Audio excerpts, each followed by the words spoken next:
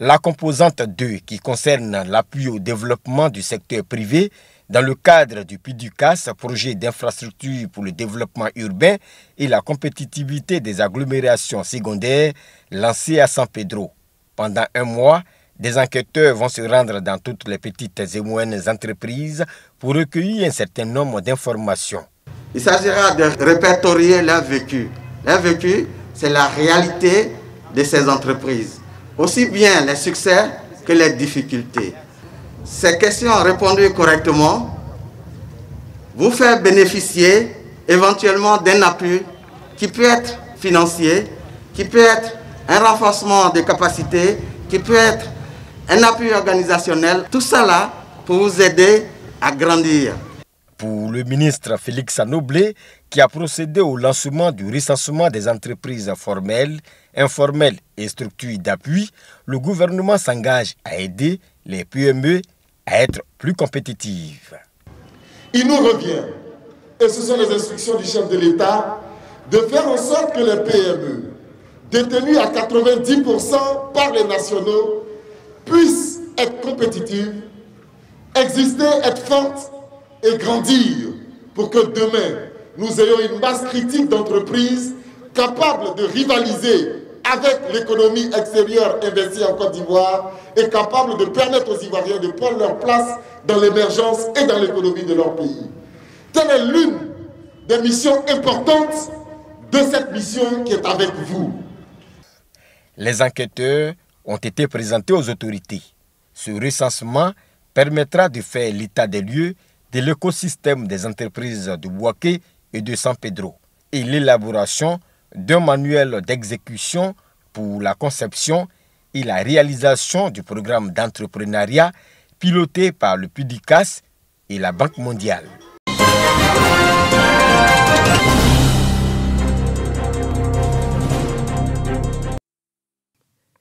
Des jeunes se réclamant des partis de l'opposition ont manifesté le jeudi 13 août dernier dans la ville de Bangolo par des barricades érigées sur la voie publique, bloquant ainsi le trafic routier et paralysant la quasi-totalité des activités de la ville. Pour appeler les jeunes à la retenue afin de ramener la quiétude dans la cité, le député Évariste Miambli, à la tête d'une délégation d'élus et de cadres, a initié une tournée dans la région sous l'impulsion du Premier ministre Ahmed Bakayoko. Échange avec les autorités, les jeunes, les femmes, les chefs traditionnels, les chefs religieux. Des appels sont lancés pour maintenir et entretenir la cohésion sociale en cette période électorale.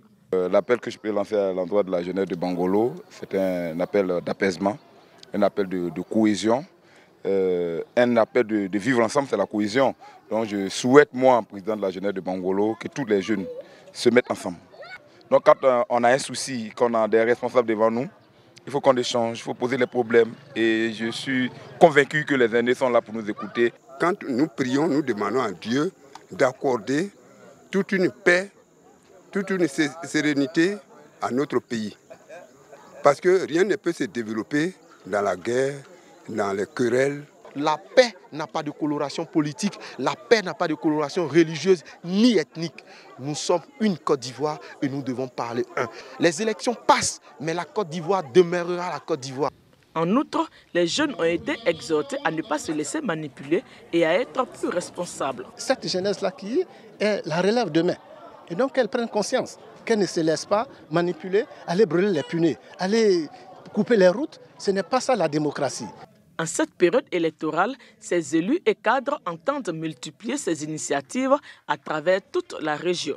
Nous avons cette obligation morale et spirituelle d'approcher nos parents pour échanger avec eux. Le tout n'est pas politique, mais aujourd'hui, la politique se repose aussi sur la paix. Parce que s'il n'y a pas de paix, on ne peut pas faire de politique.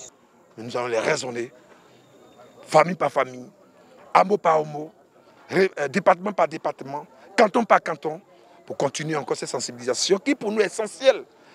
À la veille des élections, nous sommes obligés de sensibiliser. La paix, c'est un acte de longue haleine.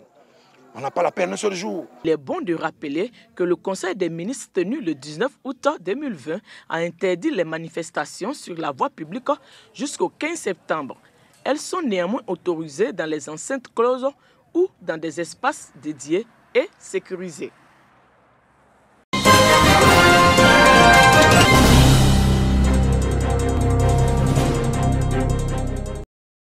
Appartenance identitaire, préjugés, conflits, discours de haine, etc. 2 jours pour décrypter et comprendre ces notions, 2 jours surtout pour connaître et comprendre les conflits nés du discours de haine ou pour savoir déconstruire ces discours de haine, puis les leaders d'organisations de jeunes et de femmes de Bouaké, devenus sentinelles du vivre ensemble, de la tolérance et de la paix. Mon rôle serait d'abord de transmettre aux membres de mon organisation afin que ceux-ci aussi puissent relayer autour d'eux. Il est important que chacun puisse vraiment contribuer à installer cette notion de paix dans les esprits des populations riveraines. Ce renforcement des capacités, l'œuvre de la Fondation Félix Houphouët-Boigny pour la recherche de la paix et ses partenaires, le PNUD et le ministère de la Solidarité et de la Cohésion sociale. Objectif, pacifier le climat sociopolitique avant, pendant et après les élections. 2020, année dédiée à l'élection présidentielle, il y a un grand besoin de sensibiliser les populations, notamment les plus actives, que représentent les jeunes et les femmes. Nous voulons que les élections soient un jeu véritablement au niveau de tous les acteurs, y compris les présidents des partis politiques qui sont candidats, mais également tous ceux qui sont électeurs. La jeunesse, c'est environ 77% qui constitue avec les femmes la frange la plus vulnérable de la population ivoirienne. Raison du choix de ces 2 entités pour en faire des messagers de paix, toujours selon la Fondation Félix Houphouët-Boigny et ses partenaires, après donc Bouaké, cap sur Gagnoa, région du Go.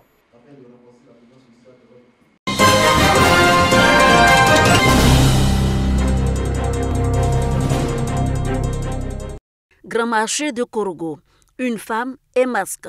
C'est le pari du conseil municipal pour faire barrage à la Covid-19. 1000 masques aux femmes de la grande mutuelle de Korogo.